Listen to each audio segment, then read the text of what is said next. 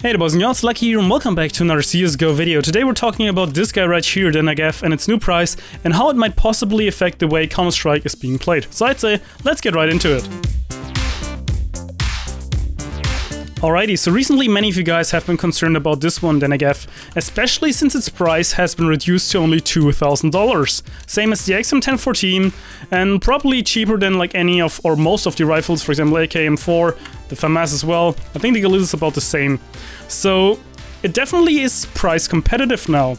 So usually in CS we always had roles. We for example had the AWPer right here, just you know what an AWPer does, he's using the AWP. We had the riflers, AK and M4.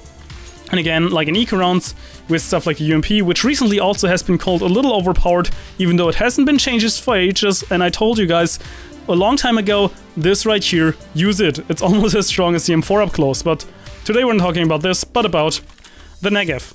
So previously, of course, the Negev did behave very similar to a rifle in regards that you essentially could just tap, burst, and spray to also a very decent regard. Now, of course, with the recent changes of the Negev, the first 15 bullets are like this. You're not going to hit anyone. Like, you see where I'm aiming? I'm aiming right here, and that's where the bullets are landing. So, the first 15 bullets of the Negev are pretty much useless. So, of course, a strong suit comes into play. For example, if you're right here expecting rush as a CT, and you smoked it off, or I don't know, whatever you're doing, and you're just holding the position, and then you start... Maybe B-side is actually a little bit of a better example. And just fire, and then you start firing, and just kind of swipe across with the Negev. As soon as the recoil kind of settled in, you can kind of control it with the laser beam like that. And of course, if you're being crouched like this, you can keep firing while moving. However, you also have to keep in mind, the Negev, as you can see right here, is reducing your movement speed quite a lot. Again, comparing this right here, pistol faster, knife even faster. Do you see the change in movement? So we can actually bring up the velocity by CL_show pos 1.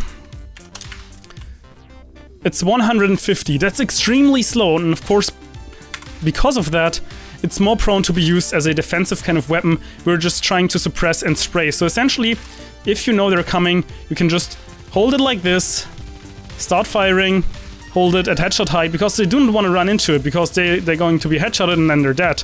And again, you can still move, and you know your bullet's kind of running out, and then you're slowly retreating back to cover. Essentially, it's how you would be using the Negev now on the CT side. Again, very powerful tool as long as it's being supported.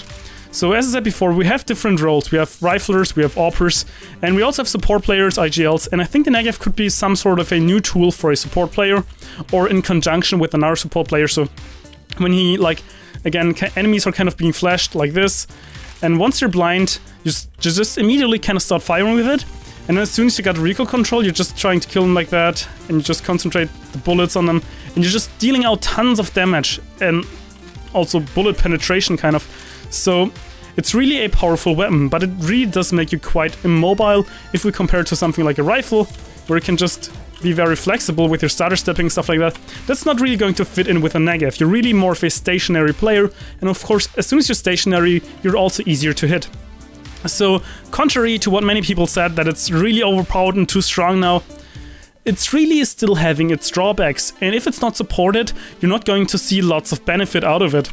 However, I think that it's going to be even more interesting on the T side, especially, once again, in conjunction with another support player, because if we're going to peek right out here in mid with the Negev and we're trying to kill the guy at white box right here, we're just going out, you can see that's not going to be very effective. We're going to be killed long before we're actually able to hit the shots. However, if we kind of just start firing like this, and then we're coming out like right here, you see this is a lot more effective, and it's just a huge pre-fire that the enemy player right here has to deal with.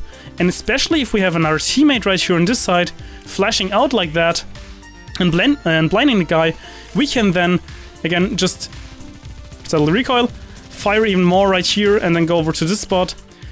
And I think it definitely does require some sort of techniques and a sort of strategy, which again means it's probably not going to be used as much in matchmaking. However, I can see that in higher levels of matchmaking or in certain leagues, this might be something that could be interesting potentially.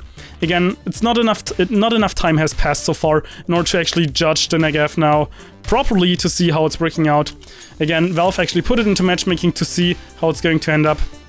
And once again, I think this would be actually an interesting change. I know Valve said a long time ago, or even recently, that they kind of want to make CSGO its own CS, and they want to kind of make every weapon valuable, so kind of go away from AKM4 and AWPs, and just like those being all buy-round weapons. They actually want to push other weapons, like that's why pistols are so strong in CSGO, for example, like the competittve, or especially the 5.7 or the Tech-9. You can just like one headshot armored opponents up close, and of course that makes them a lot more viable even against gun rounds. Same goes for like the different SMGs and their reworks, being able to use them while spraying stuff, while running and spraying stuff like that. And now it's time for the Negev for its new place, and I think it's going to be interesting to see where it's going to end up. Once again, this is just like kind of theoretically what it could be used for, and again, you would just kind of always have to wait for those first 15 bullets, and then you would be able to go out. And yeah, I think it's going to be very interesting. I would actually like to see what pro players would come up with. However, so far as I know, many of the competitions actually did ban the Negev until it has been changed any further, which again, I think will not be the case for the big Valve-sponsored tournaments. So it's going to be interesting what the pros are coming up with this. And if you have like any sort of strategies or strats that you did use with a Negev and actually worked out, please let me know in the comment section down below. I think it's a very interesting topic. I think it's interesting that they really want to make every weapon viable, even though it's kind of a little bit against what Counter-Strike always has been.